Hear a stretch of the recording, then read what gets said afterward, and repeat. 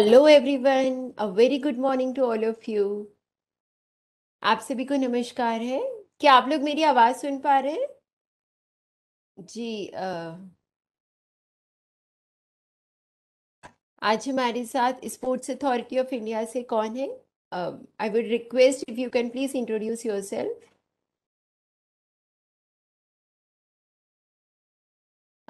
Hello, can you please confirm मेरी आवाज़ आ रही है आप लोगों को? हेलो। Good morning. हाँ जी sir, good morning. I am from Sports Authority of India, STC Infant. Okay sir, we welcome you in this training. Okay. Now अब we are participating for base staff. ओके, how many participants are there today? At present now 5%. All right. Okay, great, sir. So, let me introduce myself. My name is Yasha Srivastav. I'm from Yari Quality, and we are the training partner of FSSCI as well as the SNF implementation partner of FSSCI. If I talk about myself, I'm the director in Yari Quality. I'm taking care of the auditing divisions. I myself, I've done BTech in food technology. After that, I've done post-graduation in food tech, food dietetics and food service management. And at present, I'm pursuing PhD in food. I'm a lead auditor for ISOs and for BRS, BRCGS. Also, I'm taking care of FSSCI third-party audits as an auditor. Also, I'm a trainer for FSSCI. So that's all about myself. Today, we will be discussing about the catering. All right. So, I would like to request, which language would you prefer, Hindi or English? English. English is preferred. All right. Thank you so much. So, we will be sharing. My screen is visible to all of you. Yes, ma'am. Yes. At present, can you see this FSSCI logo and everything? Yes. So today we will be discussing about the basic food safety aspects. What are the requirement in any catering industries? Okay. So FSSCI has given different sort of trainings with respect to the type of work which we do. Like there are some manufacturing industries, right? So can you share any example?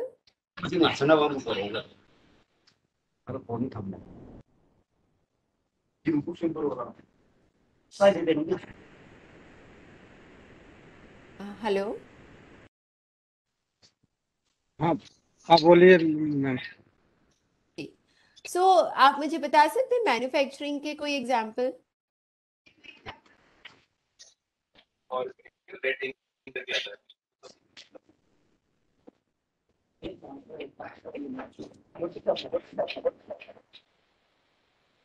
Like the manufacturing industry. So what will be covered in the manufacturing industry? Manufacturing means the industry in which the foods are being prepared and it is being stored for the long time. Okay, when it is processed, like we have kurkure, like we have chips, like we have wheat flour, okay, rice, milk and milk products. So these all are comes under manufacturing category. In the catering category, we cover all those food products which are being prepared and served. There is no much shelf life, okay? There is no much that storage period, okay?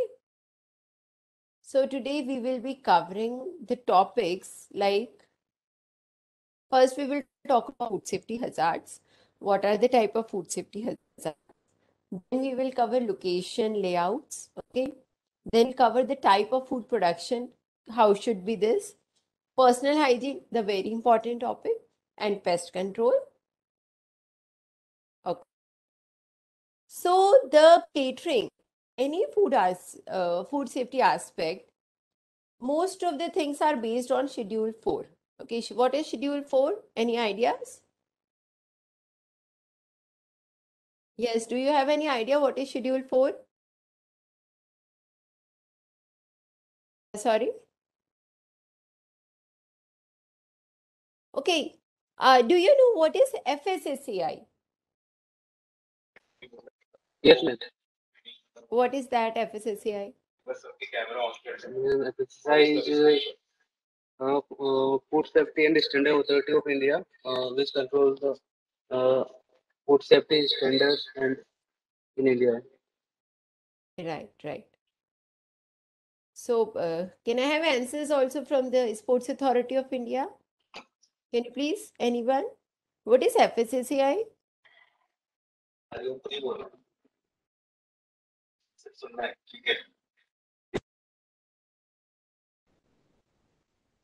Yes, can you please answer what is FSSAI? What do you know about FSSAI? क्या miss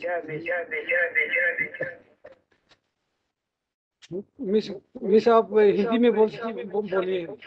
हाँ बिल्कुल बिल्कुल sir, आप हिंदी में बिल्कुल बोल सकते हो। आई एम ओके, मतलब हिंदी और इंग्लिश जैसा आप बोले वैसा आप आंसर दे सकते हो। हाँ, या अगर आप चाहते हैं कि हम लोग हिंदी में ट्रेनिंग कंटिन्यू करें तो हम हिंदी में कर लेते हैं, जैसा आपको ठीक लगे। जी हिंदी में कंटिन्यू करें? हाँ, हाँ मैम, हिंदी में कर रही। हिंदी ज्यादा बेटर है। ओके तो सर आप बताइए एफएसएसएआई के बारे में आप क्या जानते हैं?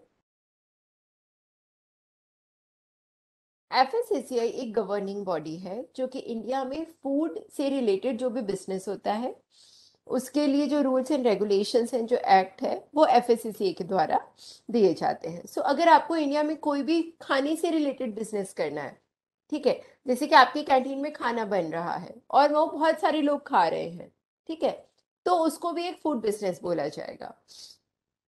तो जो फूड है, जहां पर भी इंडिया में कहीं पे भी फूड से रिलेटेड कोई एक्टिविटी होती है तो उसकी जो गवर्निंग बॉडी होती है वो होती है एफएसएसएआई, ठीक है।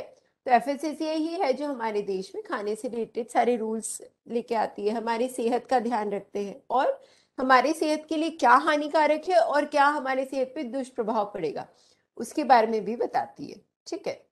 अब सबसे पहले जैसे आपने कैंटीन खोली है तो उसको, अगर आपको ऐसा कोई खाना बनाना है, कोई भी फूड प्रोडक्ट बनाना है जिसको आपको दूसरे को सेल करना है, दूसरों को खिलाना है, अपने परिवार के अलावा दूसरों को भी देना है, तो आपको एफएसएसएआई लाइसेंस लेना कंपलसरी होता है, ठीक है। अब आपने लाइसेंस या रजिस्ट्रेशन कुछ ले लिया, उसके बाद क्या होना चाहिए? मैं रिक्वेस्ट करूंगी आप लोगों से कि प्लीज आप पेन और कॉपी लेके बैठे ताकि हम जो जो भी बात कर रहे हैं वो आप नोट करते जाएं और आगे आने वाले टाइम में आपको ये इम्प्लीमेंटेशन में इसमें आसानी होगी। ओके, तो सबसे पहले आपके एक फूड से जी सर कुछ बोलना चाह रहे हैं? ओके, तो आप लोग पेन कॉपी लेके जरूर बैठे और सारी चीजों को नोट करते जाएं। तो सबसे पहले आपके यहाँ एक फूड सेफ्टी डिस्प्ले बोर्ड होना कंपलसरी होता है।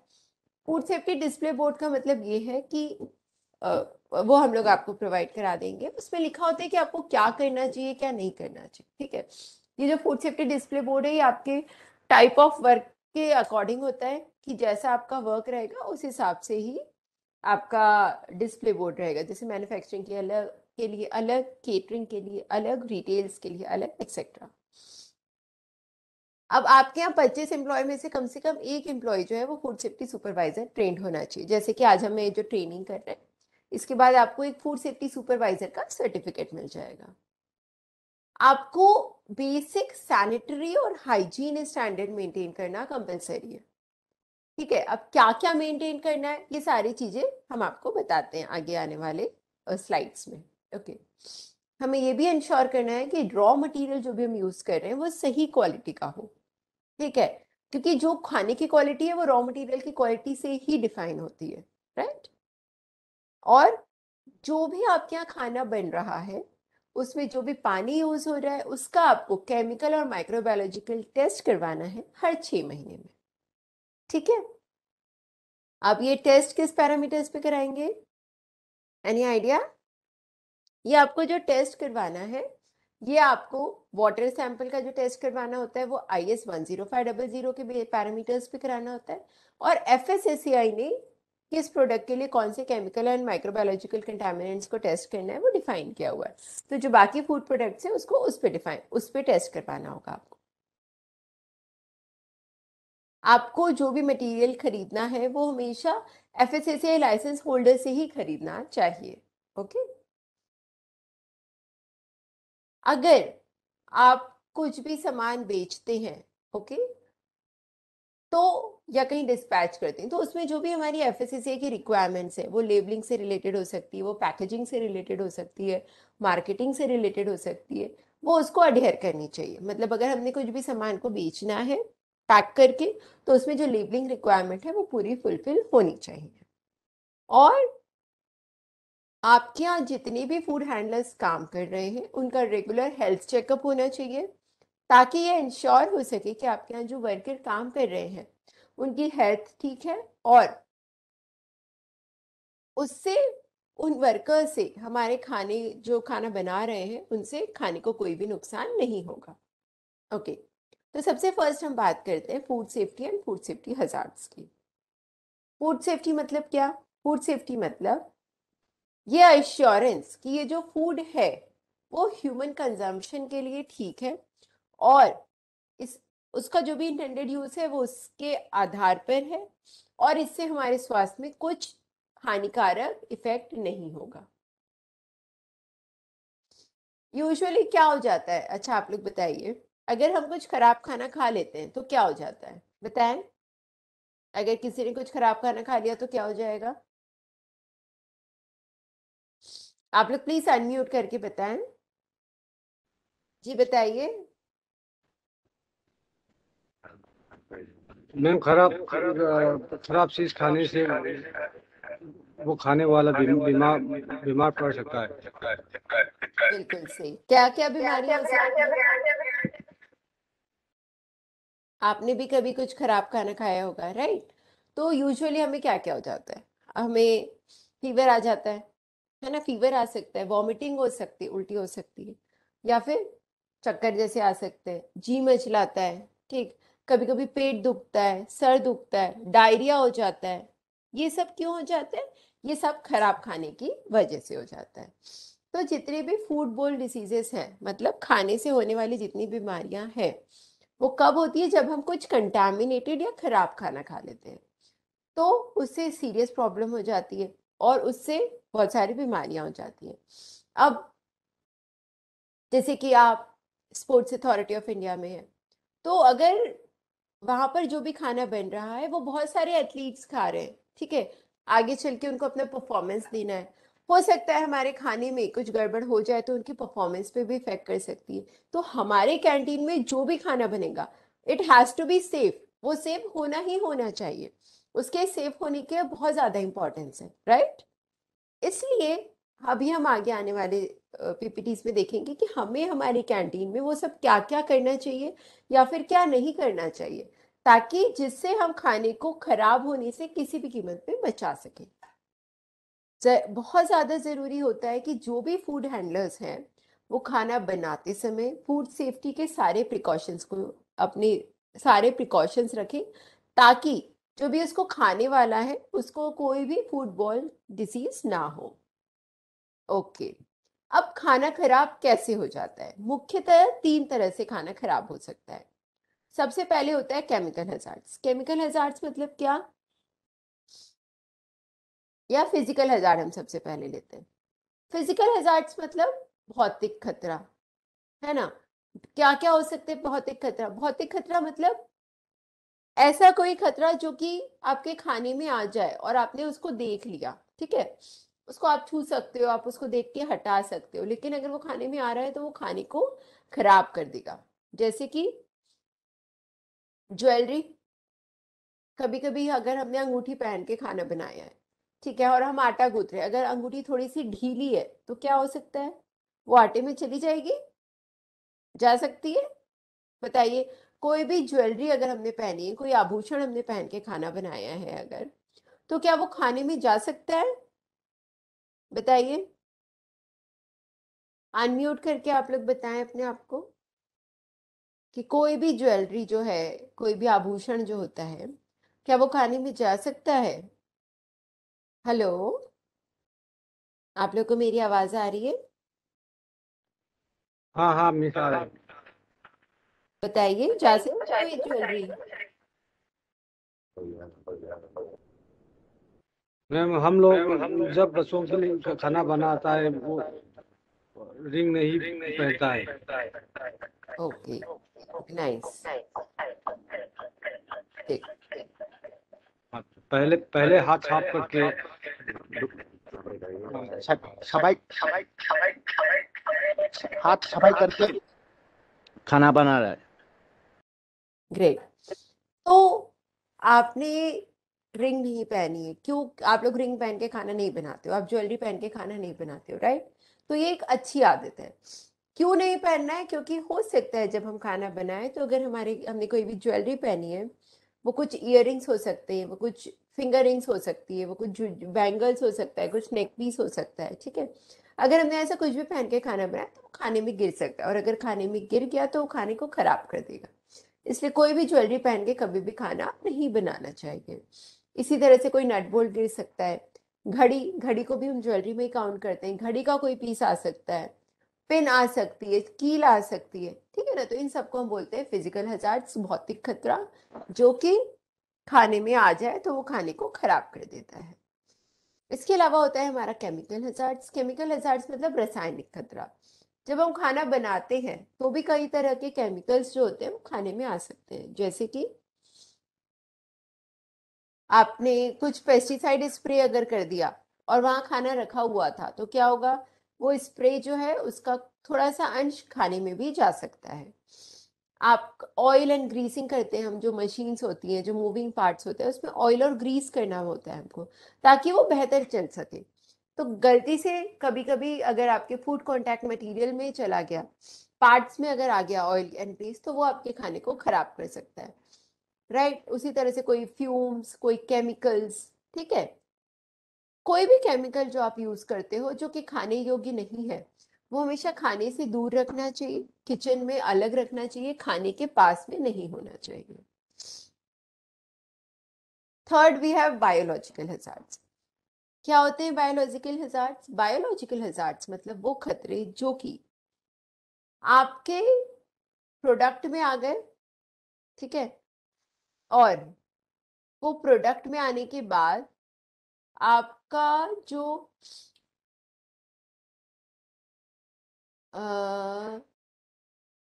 खाना है उसको खराब कर देंगे, और उसके बाद वो जो खाना रहेगा वो खाने योग्य नहीं बचेगा। जैसे सुबह मान लीजिए हमने कोई एक वेजिटेबल बनाई है, ठीक है? और या आपने कोई दाल बनाई है, राइट? सुबह मॉर्निंग में 8 o'clock आपने दाल बनाई। अभी गर्मी का सीजन चल रहा है जहाँ आउटसाइड टेम्परेचर 40 डिग्री सेंटीग्रेड है। अगर शाम को 8 बजे वापस आपको दाल देखेंगे तो वो खाने योग्य नहीं रहेगी, राइट? उसमें कोई फिजिकल हजार्ड भी नहीं जाएगा, उसमें कोई केमिकल हजार्ड भी नहीं जाएगा, स्टिल वो खराब हो जाएगी। क्यों? Because of biological hazard. उसमें माइक्रो ऑर्गेनिजम्स डेवलप हो जाएंगे जो कि हमारे खाने को खराब कर देंगे और वो खाने योग्य नहीं रहेगी। तो जो माइक्रो ऑर्गेनिजम्स होते हैं उसको हम बोलते हैं सूक्ष्म जीवाणु, जो कि डिफरेंट डिफरेंट स्थिति में हो सकते हैं, और हमारा सबसे इम्पोर्टेंट स्रोत होते हैं वो खाने को खराब करने के लिए। इसलिए हमें खाने को माइक्रोबायोलॉजिकल हजार्ड से बचाने के लिए बहुत ज्यादा वर्क करना चाहिए। बैक्टीरिया जो होते हैं वो क्या होते हैं? वो स्मॉल ऑर्गेनिज्म होते हैं जिसको हम हमारी आंखों से नहीं देख सकते, लेकिन उसको हम माइक्रोस्कोप से देख सकते हैं। कुछ टाइप ऑफ बैक्टीरिया क्या होते हैं? हार्मफुल होते हैं, जिससे खाना खराब हो जाता है और जिससे हम बीमार भी पड़ जाते हैं। वैसे ही कुछ माइक्रो ऑर्गेनिजम्स ऐसे भी होते हैं जो हमारे शरीर के लिए अच्छे रहते हैं, जैसे लैक्टोबैसिलस जिससे दही बनता है, वो हमारे स्वास्थ्य के लिए बहुत अच्छा होता है। अब ये बैक्टीरिया आ कहाँ से जाते हैं? तो जो मुख्य कारण होता है ये बैक्टीरिया का आने का, होता है pest, rodent, raw food, human contact, waste, water और सॉइल। इसको हम समझते हैं। पेस्ट और रोडेंट, पेस्ट और रोडेंट मतलब पेस्ट छोटे छोटे कीड़े मकोड़े, ठीक है, जैसे कि चूहे, मक्खी, मच्छर, राइट। इन सबको हम क्या बोलते हैं, जो कि हमारे खाने में आ जाते, जहां भी खाना होता है उसकी खुशबू सूंघ के वो कई बार आ जाते हैं। ह्यूमन कांटेक्ट, ह्यूमन कांटेक्ट से कैसे हो जाता है बताएंगे? ह्यूमन कांटेक्ट से कैसे कोई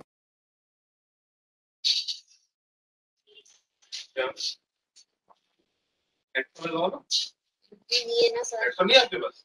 मैं लेकर नहीं आई। हेडफोन वाला हेडफोन लगे जैसे किसी लॉकर में पड़ा हुआ है। तुम्हारा एक साइड का इनपुट लिए अरे वही तो दो। ऋषि को बोल रहा हूँ म्यूट पे है, इसको म्यूट कर दे। ये तो वो है यार। आप एक दो। एक मिनट रुको। अच्छा छोड़ दो। क्यों? ऋषि का क्या हो रहा है? तुम्हें इशू आएगा माइक को। इसे लगाने के बाद दूर से आवाज नहीं आती, थोड़ा दूर से बोलो। लिए खाने में बहुत जरूरी होता है कि आपका जो पानी है वो एकदम सही रहे। हमें पानी को हर 6 महीने में टेस्ट कराना चाहिए, ओके। और जो भी टेस्ट करवाते हैं वो IS 10500 के पैरामीटर पे होना चाहिए। कैसे खाना खराब हो जाता है? वेस्ट मटेरियल मतलब ऐसा कोई प्रोडक्ट जो कि, जैसे कि आपका खाने में जब हम खाना बनाते हैं तो बहुत सारा वेस्ट निकलता है। आपके पील्स हो सकते हैं, मतलब छिलके हो सकते हैं फ्रूट्स के, वेजिटेबल्स के, खराब हुआ खाना हो सकता है। जो भी वेस्ट प्रोडक्ट है उसका तुरंत डिस्पोज ऑफ हो जाना चाहिए, वो वहां से हट जाना चाहिए।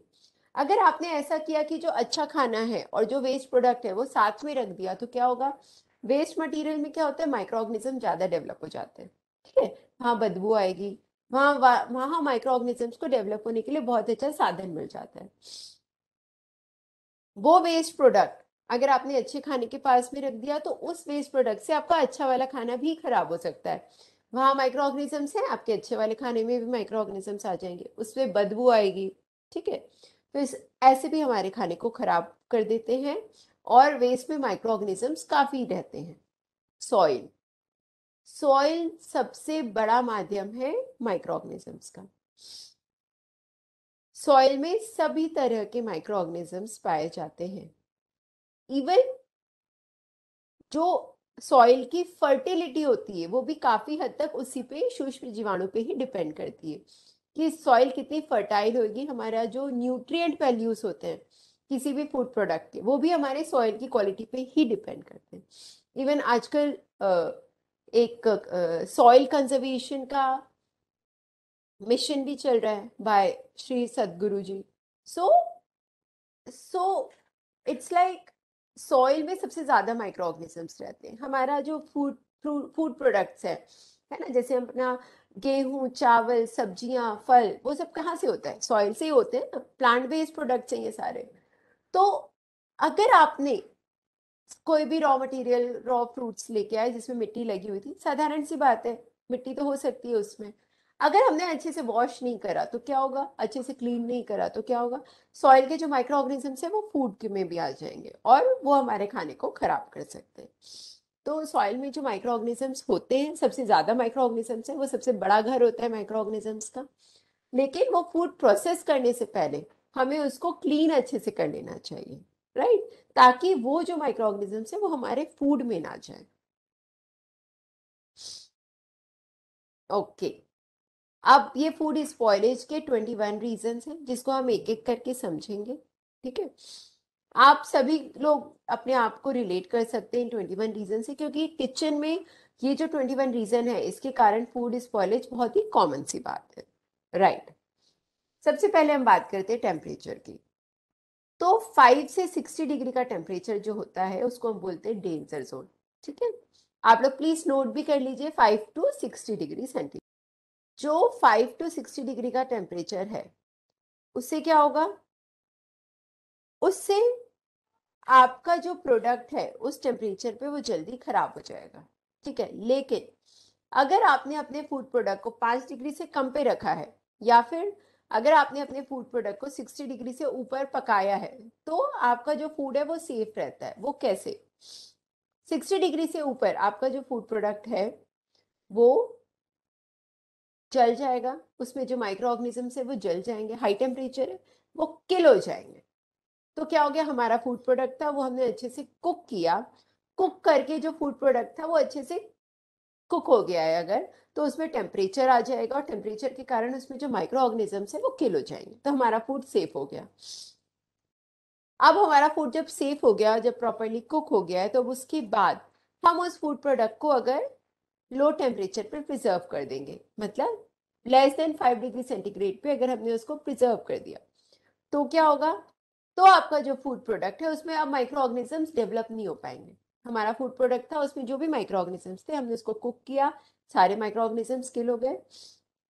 अब हमने उसको ठंडा करके उसको कूल कर दिया और लेस देन 5 डिग्री सेंटीग्रेड पे प्रिजर्व कर लिया, तो क्या होगा, अब आपके उसमें फूड प्रोडक्ट में माइक्रो ऑर्गेनिजम्स डेवलप नहीं हो पाएंगे। क्यों? क्योंकि लो टेम्परेचर पे माइक्रो ऑर्गेनिजम्स नहीं आ पाते हैं। तो इससे क्या होगा, आपका फूड प्रोडक्ट सेफ रहेगा। Next is time. टाइम कैसे इफेक्ट करता है? आपने डेंजर जोन जो कि 5 to 63 डिग्री सेंटीग्रेड है, जितनी देर के लिए उस फूड प्रोडक्ट को उस पर छोड़ा है, जितनी इतने टेम्परेचर पे जितना ज़्यादा टाइम के लिए रहेगा फूड प्रोडक्ट, उतना ज़्यादा चांसेस है खराब होने का। अगर आपका 60 डिग्री से ऊपर है या 5 डिग्री से कम है, तो हमारा फूड प्रोडक्ट सेफ रहता है।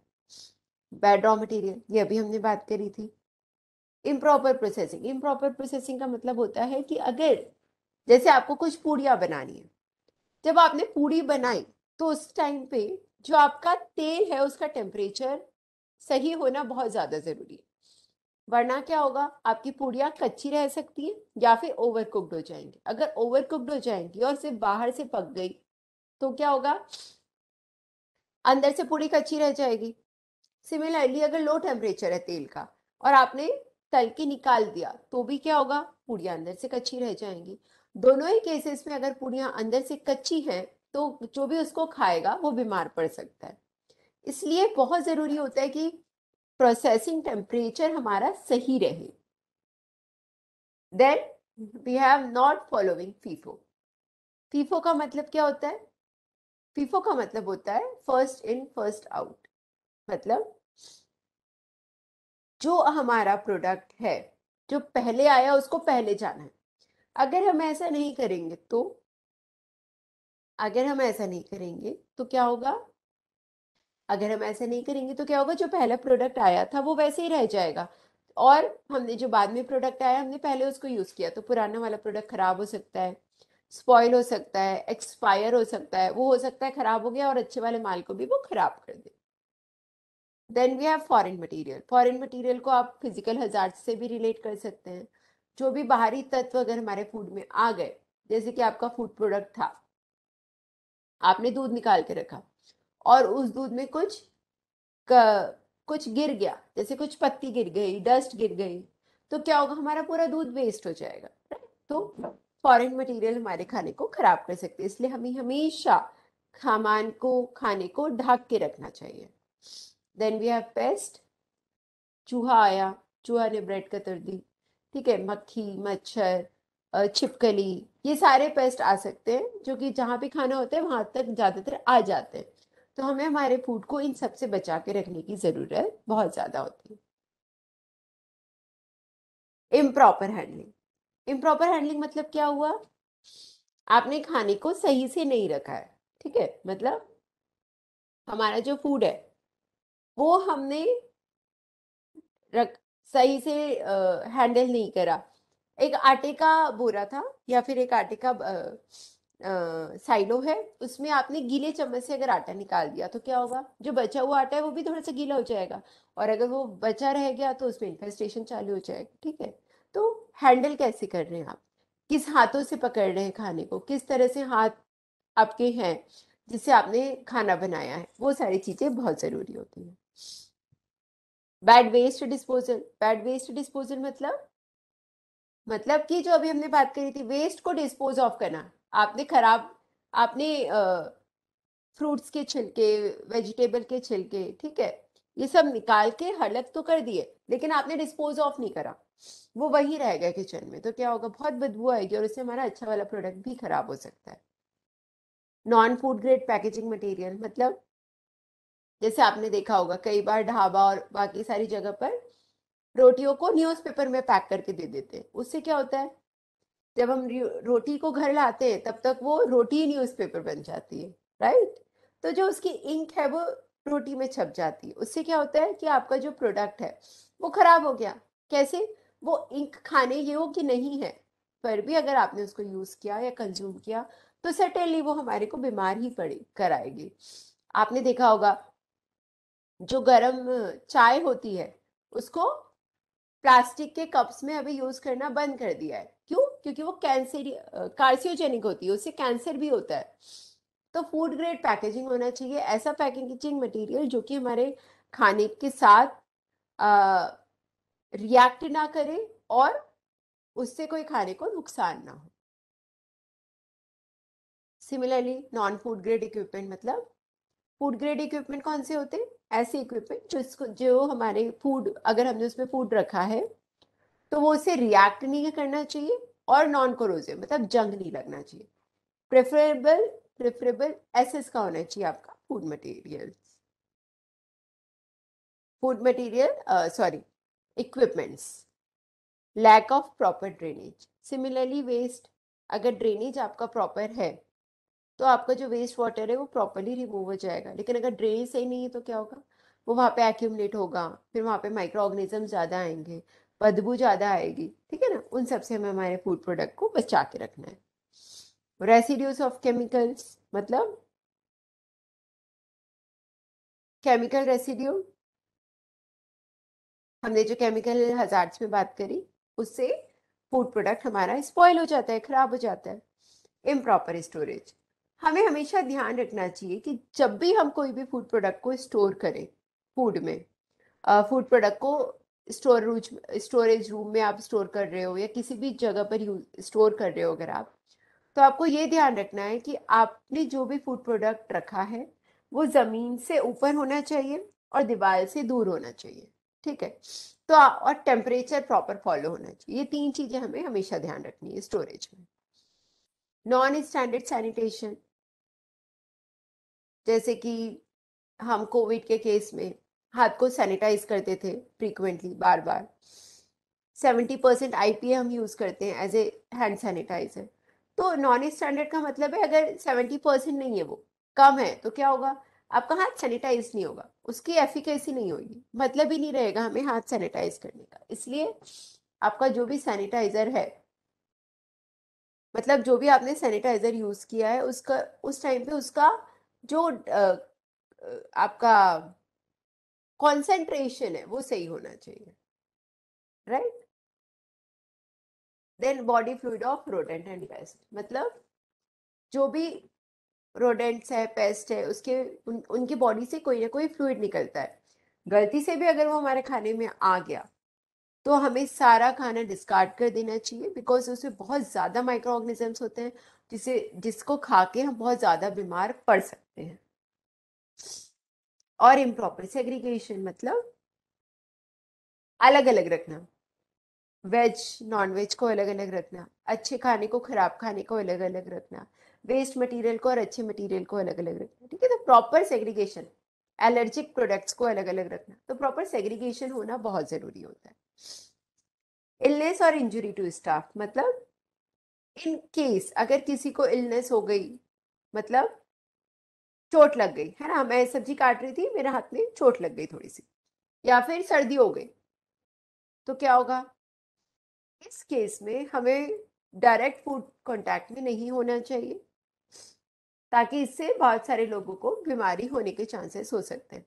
अगर आपको चोट लग गई है या आपको सर्दी खांसी है तो आप फूड प्रिपरेशन एरियाज में मत रहिए। आप कुछ और काम कर सकते हैं जिससे डायरेक्ट फूड को कंटामिनेशन ना हो और आप डायरेक्ट फूड कांटेक्ट में ना रहें। Now we will discuss location, layout and facility. क्या मतलब होता है लोकेशन एंड लेआउट का? लोकेशन, लेआउट एंड फैसिलिटी में हम देखेंगे कि जो हमारा प्रमाइसिस है वो होना कैसा चाहिए, ठीक है। ना सबसे फर्स्ट हम बात करेंगे लोकेशन की। लोकेशन कैसा होना चाहिए? जो लोकेशन है वो आपका ऐसी जगह पर होना चाहिए जहाँ पे ज़्यादा पॉल्यूशन ना हो, जहाँ पे ज़्यादा इंडस्ट्रियल एक्टिविटी ना हो, और स्पेशली ऐसी जगह जहाँ पर बहुत ज़्यादा odour, waste, chemical, biological emission ये सब निकलता है, तो वो सब ना हो, ठीक है। ऐसे एरियाज में नहीं होना चाहिए जहाँ पर बहुत इन्फेस्टेशन रहता हो, ठीक है, बहुत ज़्यादा पेस्ट हैं ऑलरेडी, और जहाँ पर इंडस्ट्रियल वेस्ट निकल रहा हो और वो अच्छे से रिमूव नहीं हो पा रहा हो, ठीक है, वो वहीं पर ही हो, ऐसी जगह पर नहीं होना चाहिए। रेसिडेंशियल एरियाज में नहीं होना चाहिए हमारा लोकेशन। ऐसे सैनिटरीज प्लेस में नहीं होना चाहिए जहाँ पर आसपास का जो वातावरण है वो सही रहे। जैसे कि हमारे आसपास कोई गंदा नाला नहीं बहना चाहिए, पूरे शहर का गंदा पानी आके वहाँ एक्यूमुलेट नहीं होना चाहिए। आपका जो प्रोडक्ट है वो ऐसा होना, आपका जो लोकेशन है वो ऐसी जगह होना चाहिए जहाँ पर बहुत ज़्यादा गार्बेज डिस्पोज ना होता हो। जैसे पूरे शहर का गार्बेज एक जगह आके कई बार डिस्पोज होता है, तो वहाँ आपका फूड प्रिपरेशन एरिया नहीं होना चाहिए, ठीक है। वेस्ट वाटर, टॉयलेट, ड्रेन्स, इन सब से हमें हमारे प्रोडक्ट, हमारी फैसिलिटीज को दूर रखना है ताकि हमारे प्रोडक्ट में कंटामिनेशन ना आए। अब कई बार देखा गया है जो हमारा रेस्टोरेंट होता है या जो फूड सर्विंग एरिया होता है वो तो बहुत सही होता है, अच्छा होता है, लेकिन आपका जो स्टोरेज है, जहाँ फूड स्टोर कर रहे हैं या फिर जहाँ फूड प्रिपेयर कर रहे हैं, वो वाला एरिया सही नहीं होता है। उस केस में हमें क्या करना चाहिए? डर्टी पैसेज आसपास रहता है जहाँ पर फूड स्टोर कर रहे हैं, वैसी जगह फूड स्टोर नहीं करना है। जहाँ फूड प्रिपेयर कर रहे हैं, जहाँ खाना बन रहा है, वो डर्टी बिल्कुल नहीं होना चाहिए, वो एकदम साफ सुथरा, नीट एंड क्लीन होना चाहिए। सिविल सेंस, जो पुअर ऐसे गंदे जगह, कॉर्नर्स जो होते हैं जहाँ पर बहुत सारे एयरपोर्ट डिसीज होते हैं, वो नहीं होना चाहिए। आपका जो यूरिनल्स हैं, है ना, टॉयलेट्स जो है वो नहीं होना चाहिए आपका जहाँ भी फूड प्रिपरेशन एरिया है वहाँ पर। प्रॉपर कर्टन्स, बर्ड नेट होना चाहिए। कहाँ पर? ऐसी जगह स्क्रीन्स होना चाहिए जहाँ पर भी आप खाना बना रहे हो। जब आप खाना बनाएंगे उस टाइम पे आपको ध्यान रखना है कि जो भी आप फूड प्रोडक्ट्स यूज करने वाले हो, उसको यूज करने से पहले आप अच्छे से उसको चेक कर लें, इंस्पेक्ट कर लें, ध्यान दें कि उसमें कहीं भी कुछ खराब माल ना हो।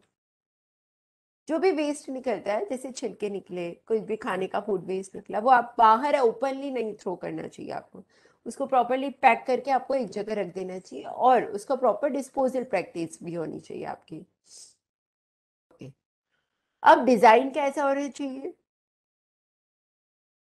हमें ये ध्यान रखना है कि जब हमने कोई भी फूड प्रोडक्ट लिया, सबसे पहले हमने परचेज कर लिया, उसको ले लिया, फिर हमने रिसीव करा, ठीक है, अपने फैसिलिटी में रिसीव करेंगे, उसको चेक करेंगे, सॉर्टिंग, ग्रेडिंग करेंगे, फिर वो प्रिपरेशन में जाएगा, ठीक है, जो भी बनाना हो पहले से कुछ प्रिपेयर करके रख लेते हैं, कुकिंग करेंगे उसको, फिर थोड़ी देर हम उसको होल्ड कर देंगे, ठीक।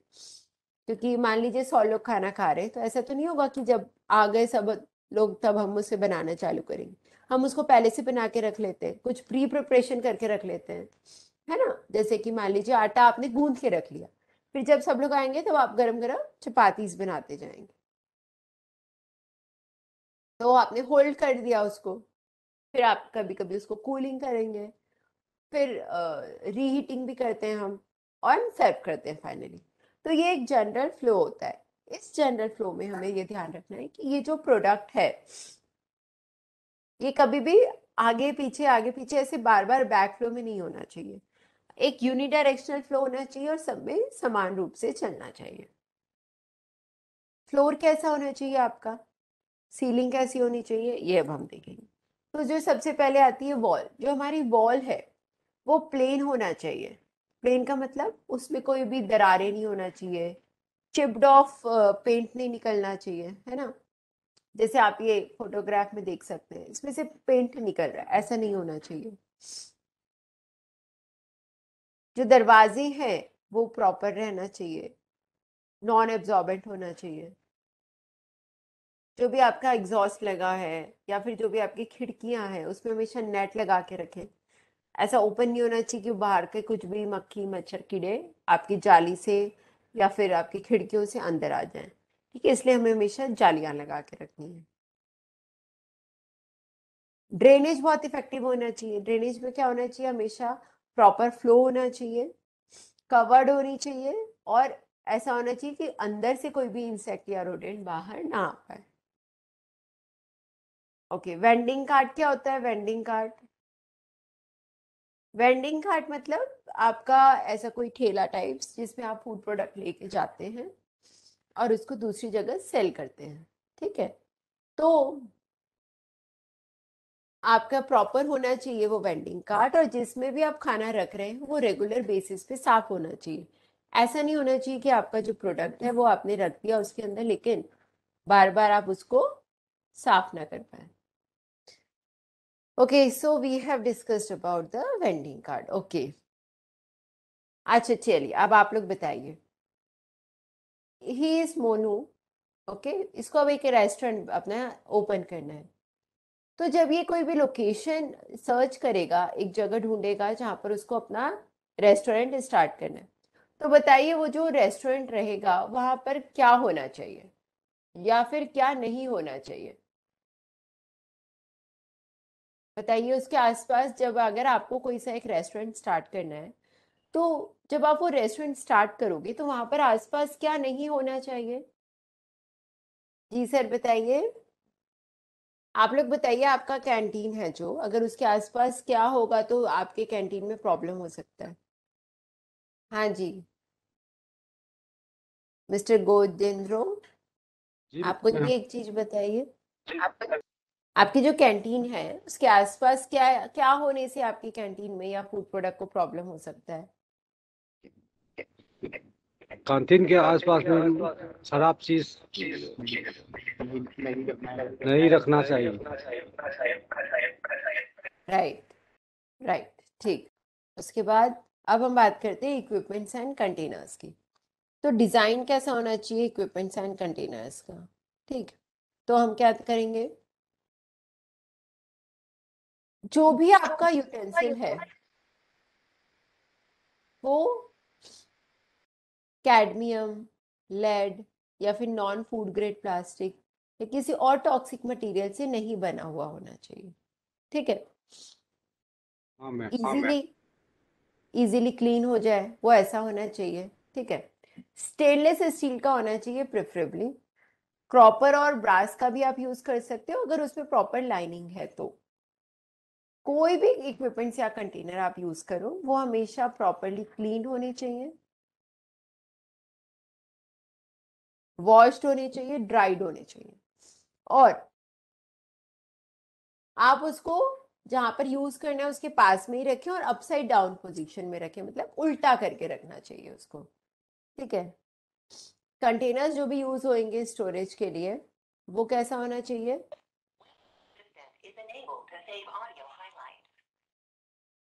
कंटेनर्स, वो मैम वो कंटेनर में सामान डालने से पहले कंटेनर को पूरा पहले साफ करना चाहिए। Very good, yes. और किस तरह का कंटेनर लेना है हमको? कोवर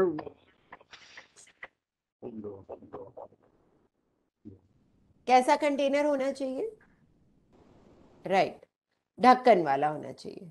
ठीक, लिड होना चाहिए उसमें। दीवार से हमेशा उसको दूर रखना चाहिए और यूज करने से पहले उसे प्रॉपर देख के चेक करके और धो के यूज करना है हमें।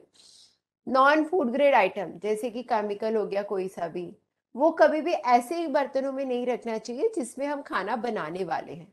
ठीक है, प्रेफरेबली जो भी हमारे इक्विपमेंट्स हैं स्टेनलेस स्टील के होने चाहिए जहां तक हो सके, और जब हम उसको धोएं वॉशिंग के लिए जब हम यूज करें तो वो गर्म पानी अगर हम यूज करेंगे तो ज्यादा बेटर होगा। जैसा कि आप ये देख रहे हैं पिक्चर में कि जितने भी आपके कंटेनर्स थे वो सारे ढक्कन ढके हुए हैं।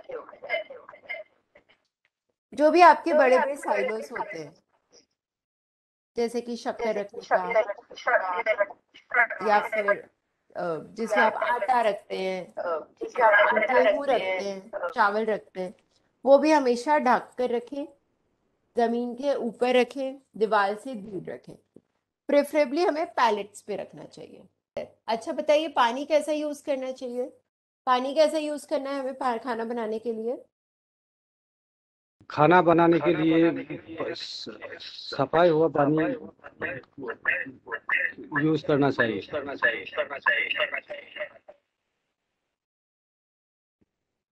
राइट, साफ पानी यूज करना चाहिए। अब हम पता कैसे लगाएंगे कि वो पानी साफ है या नहीं?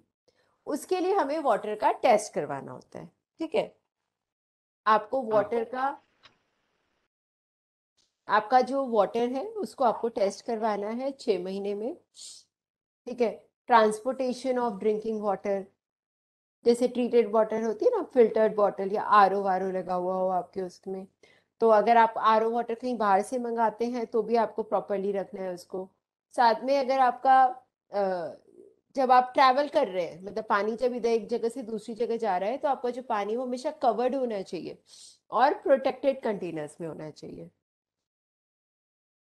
अब आपको जो पीने योग्य पानी है उसी से खाना बनाना चाहिए, उसी से बर्तन धोने चाहिए, और जो सरफेसेस है उसको क्लीन करना चाहिए। खराब पानी से हमें यूज नहीं करना है। नाउ पोर्टेबल वाटर के लिए जो वाटर है, आप उसके लिए कोई भी फिल्ट्रेशन मैकेनिज्म यूज कर सकते हो। ठीक है, ताकि जो पानी है वो पीने योग्य रहे। आप लोग क्या क्या है, पानी को आप कैसे यूज करते हो? आप लोग क्या कोई फिल्ट्रेशन लगा हुआ है? हाँ जी, एक्वा क्या लगा है आपके यहाँ? एक्वा एक्वा एक्वागार्ड लगा है। Okay great. तो उससे क्या होता है, हमारा प्यूरिफिकेशन हो जाता है वाटर का, और वो पोर्टेबल वाटर हो जाता है। अगर मान लीजिए आपके यहाँ कभी कभी पानी आता है और आपको पानी को स्टोर करके रखना होता है, तो क्या करना है आपको? आपको इतना सफिशिएंट पानी स्टोर्ड होना चाहिए ताकि उससे प्रॉपर्ली सारा सामान आपका वॉशिंग भी हो जाए, आपकी कुकिंग भी प्रॉपरली हो जाए। इतना सफिशिएंट वाटर आपके पास होना चाहिए। मान लीजिए ड्रिंकिंग वाटर है, तो ड्रिंकिंग वाटर के लिए आपके पास ऐसा सिस्टम होना चाहिए जैसे टैप लगा हो। ठीक है, ताकि जब कोई भी उसको यूज करे तो बाकी जो पानी है वो खराब ना हो पाए, खराब ना हो। तो अगर किसी ने हाथ डाल के निकाल दिया तो क्या होगा? पानी खराब हो जाएगा। राइट, सो इसलिए आपको टैप यूज करना चाहिए। क्लीनिंग के लिए, इक्विपमेंट्स के, यूटेंसिल्स के लिए प्रॉपरली आपको अलग अलग पानी यूज करना चाहिए। कोल्ड वाटर को भी यूज कर सकते हैं आप, हॉट वाटर भी यूज कर सकते हैं, ताकि अगर आप हॉट वाटर से क्लीनिंग करेंगे तो प्रॉपर डिसइंफेक्शन आपके पानी में हो पाएगा। 3 सिंक सिस्टम प्रेफर किया जाता है, ताकि आपका जो बर्तन है कोई भी, वो प्रॉपरली साफ हो सके। ठीक है, तो 3 सिंक सिस्टम के में क्या होता है, 3 सिंक होते हैं, जैसे आप फोटो में देख सकते हैं 1 2 3, देख रहे हैं आप, 1 2 3, ये 3 सिंक सिस्टम है। इसमें क्या करते हैं, सबसे पहले तो आपको क्या करना है, खाना जो भी था वो लेफ्ट ओवर फूड है वो हटा देना है आपको। अब उसके पास पहले वाले सिंक में आपको पानी और डिटर्जेंट का सॉल्यूशन रहेगा, उससे आपको पानी और डिटर्जेंट के सॉल्यूशन से स्क्रब करना है, मतलब बर्तन को धोना है। दूसरे वाले सिंक में आपको क्या करना है कि जो रनिंग वाटर है, मतलब जो बहता हुआ पानी है, उसके नीचे प्रॉपरली साफ कर लेना है, रिंसिंग बोलेंगे हम इसको। और थर्ड टाइम में आपको क्या करना है, जो थर्ड सिंक है उसमें डिप कर देना है आपके इक्विपमेंट्स को या यूटेंसिल्स को 2 मिनट के लिए। ठीक है, 2 मिनट के लिए आप 100 ppm सोल्यूशन में उसको डिप कर दें, तो इससे क्या होगा, आपका सैनिटाइज हो जाएगा। लास्ट में डू नॉट टॉवल ड्राई, ये प्रेफर किया जाता है कि आप उसको टॉवल से मत पोंछो, एयर ड्राई ही करें। रॉ मटेरियल वॉशिंग और इन सब के लिए आपके पास सेपरेट सिंक होना चाहिए, है ना, हाथ धोने का अलग, सब्जियां धोने का अलग। अब कुछ हमारे हाई रिस्क प्रोडक्ट होते हैं। अच्छा बताइए, आप लोग क्या नॉनवेज कौन कौन सा बनता है आपकी कैंटीन में? क्या क्या नॉनवेज बनता है? जो मैं हमारे कंट्री में सुबह में वेजिटेरियन बनाता है, शाम में चिकन बनाता है। Okay, daily daily. अच्छा, और फिश? फिश भी बनता है आपके यहाँ? हाँ जी, फिश या फिर सी फूड्स। तो आपके यहाँ फिश और सी फूड्स बनता है? मैं 7 दिन में एक दिन फिश बनता है। Okay okay, all right. So आपका जो प्रोडक्ट है, ठीक है, वहाँ पर लो रिस्क फूड भी होगा और हाई रिस्क फूड भी होगा, ठीक है। हाई रिस्क मतलब क्या? हाई रिस्क फूड हम उसको बोलते हैं जो कि जल्दी खराब हो जाता है, जैसे कि नॉनवेज, ठीक है, डेयरी प्रोडक्ट्स, आपके फ्रेश फ्रूट्स, ये सब क्या है, जल्दी खराब हो जाते हैं ना, आप बहुत देर तक उसको स्टोर नहीं कर सकते हो। तो इसलिए आपको उसको ध्यान रखना होता है कि क्या है आपका प्रोडक्ट और कैसे आपको उसको हैंडल करना है, ठीक है। अब आपका जो फूड है, मान लीजिए आपने यूज करा फिश और चिकन, तो जो हमारा फिश है वो एक तरह से क्या होता है, एलर्जिक मटेरियल होता है, और जो आपका चिकन है वो नॉन एलर्जिक है। सो जब आप फिश की प्रोसेसिंग करेंगे तब आपको एलर्जिक प्रोडक्ट्स को ध्यान में रख के उसको स्पेशल प्रोसेस करना होगा, वो अलग रखना चाहिए, उसको वेज या बाकी प्रोडक्ट से मिक्स नहीं करना चाहिए, ठीक है। इसी के साथ जब हम कोई भी हाई रिस्क प्रोडक्ट को प्रोसेस करते हैं तो आपका नाइफ मतलब चाकू जिससे हम कटिंग करें वो अलग कलर का होना चाहिए, चॉपिंग बोर्ड्स अलग होना चाहिए, अलग से आपको फ्रिज में रखना है उसको, ऐसा नहीं कि हमें वेज को साथ में उसे रख देना है।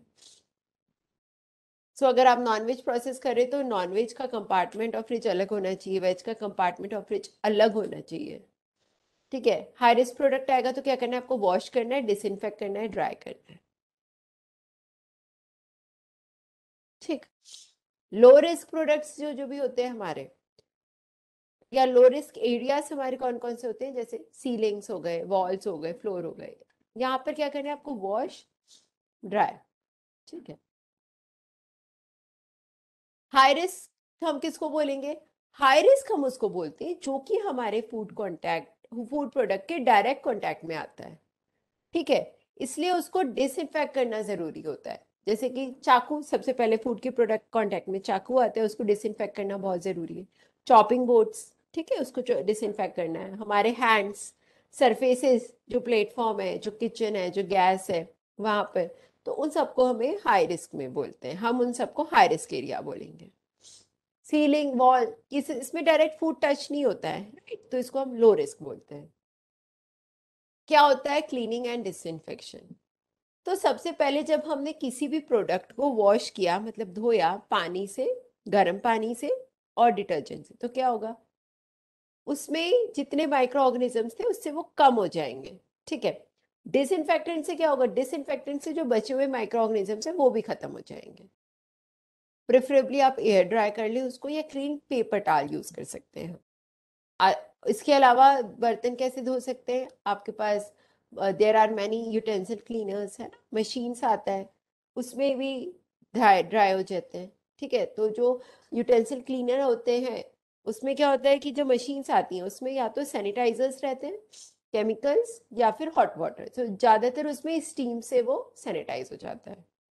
आइस और स्टीम के केस में हमें क्या करना चाहिए, जो आइस और स्टीम जहाँ बनती है, एक तो उसको प्रॉपरली साफ करते रहना चाहिए रेगुलरली, दूसरा उसको आपको ऐसे पानी से बनाना है जिससे आपका जिस पानी को आप पोटेबल वाटर बोलते हो, ऐसे पानी से नहीं बनाना है जो कि पीने योग्य ना हो। टॉयलेट्स और पर्सनल फैसिलिटी, ये सबसे ज्यादा इंपॉर्टेंट है, ठीक है। क्या क्या ध्यान देना होगा हमें इसमें, टॉयलेट के केस में हमें सबसे ज्यादा जरूरी जो ध्यान देने वाली बात है वो ये है कि सबसे फर्स्ट तो ये हमारा जो फूड प्रिपरेशन एरिया है उससे बहुत दूर होना चाहिए, पास में बिल्कुल नहीं होना चाहिए, ठीक है, क्योंकि वो मेजर सबसे इम्पोर्टेंट है, ठीक है, और वो फूड के टच में भी आ सकता है। तो सबसे फर्स्ट तो हमारा जहाँ पर भी फूड प्रिपरेशन एरिया है, जहाँ पर खाना बन रहा है, वहाँ पर एक प्रॉपर वॉशिंग फैसिलिटी होनी चाहिए। उसमें क्या क्या होना चाहिए? उसमें सबसे फर्स्ट आपका एक होगा वॉश बेसिन जहाँ पर आपको हैंड वॉश करना है। उसमें एक लिक्विड सोप होना चाहिए, एक सैनिटाइजर होना चाहिए। जो आपका नल है उसमें hot water supply, hot water की सप्लाई, कोल्ड वाटर की सप्लाई, दोनों की सप्लाई का प्रोविजन होना चाहिए। साथ हाथ को सुखाने के लिए ड्रायर्स होने चाहिए। डिसइंफेक्शन की एक अनादर मेथड होती है जिसको हम हॉट वाटर डिसइंफेक्शन बोलते हैं। जैसे कि मैंने अभी आपको बताया, डिश वॉशिंग मशीन्स में क्या होता है कि हीट, वेरी हॉट वाटर होता है, उससे स्टीम जनरेट होती है। तो हॉट वाटर और स्टीम से ही आपका जो यूटेंसिल्स है उसमें जो हमने रखते हैं, डिश रखा है, वो सैनिटाइज हो जाता है। तो उसको भी एक तरह से डिसइंफेक्शन का मेथड बोलते हैं। ठीक है, ऐसा एक वॉश बेसिन होना चाहिए आपके यहाँ, सोप होना चाहिए, सैनिटाइजर्स होने चाहिए आपके यहाँ, और पेपर टॉवल यूज करें वाइपिंग के लिए, या फिर आप प्रेफरेबली ड्रायर का यूज करें। ओके, लाइटिंग कैसी होनी चाहिए? लाइटिंग हमेशा कवर्ड होनी चाहिए। ठीक है। एयर क्वालिटी में हमें एक बात ध्यान रखनी है कि जो एयर है वो कंटामिनेटेड से अनकंटामिनेटेड वे में फॉलो नहीं होनी चाहिए। स्पेशली जैसे बाहर की जो एयर है वो डायरेक्ट किचन में नहीं आनी चाहिए। जो आपकी डाइनिंग एरिया की एयर है वो प्रेफरेबली किचन में फ्लोज का नहीं होना चाहिए। लाइट सफिशिएंट होना चाहिए, कवर्ड होना चाहिए ऑल द टाइम, ताकि उसके थ्रू जो हमारा फूड है उसमें कोई कंटामिनेशन ना हो।